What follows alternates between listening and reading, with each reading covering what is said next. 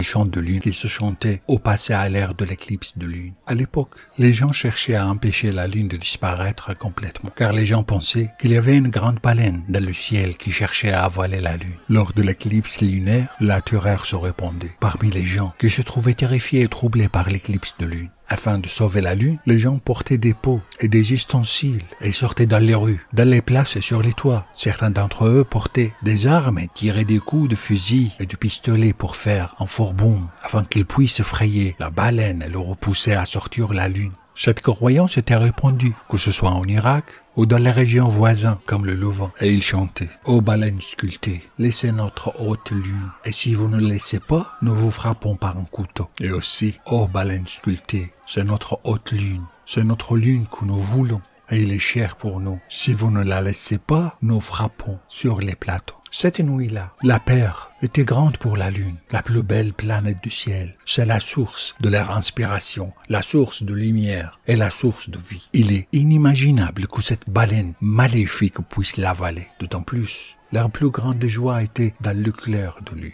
omniprésent dans leurs poèmes, leurs chants et leur culture, et même les enfants avant. Ils parlaient à la lune pour s'interroger sur le retour de leur père de leur voyage, sur leurs rêves, sur leurs petites choses. Et les grands aussi aimaient raconter leurs histoires sous l'éclair de lune. La crise dure généralement environ 12 heures. Et sous tout ce bruit et cette menace, la baleine tremble et quitte notre haute lune et la sort, la vomit de son estomac. Après l'avoir avalée parfois complètement et parfois partiellement. Et quand la lune réapparaît dans son intégralité et la crise se termine, la joie revient au peuple qui se met tout de suite à chanter les chants de joie de lune et louer Dieu pour sa sécurité. Ils chantent. La baleine a vomi la lune. Elle a pris peur, elle a vomi. Les acclamations et les hurlements éclatent et les gens échangeaient les félicitations. La baleine n'a pas pu garder la lune à cause de l'intensité des bruits de casseroles, de poêles, de plateaux et de coups de feu et s'est enfuie de peur. En 1938, l'éclipse lunaire a été annoncée aux journaux. Alors les gens, les justiciers, ont manifesté quand l'annoncèrent. En particulier dans les quartiers Qambar Ali, Al-Mahdiya, Al-Fadl, Al-Dahane, Al-Shawak. Ils ont formé des équipes à la recherche de ce soi-disant Mullah Jassim qui a annoncé la nouvelle de l'éclipse lunaire. Comment a-t-il pu fixer la date de l'éclipse alors que seulement Dieu savait ces questions?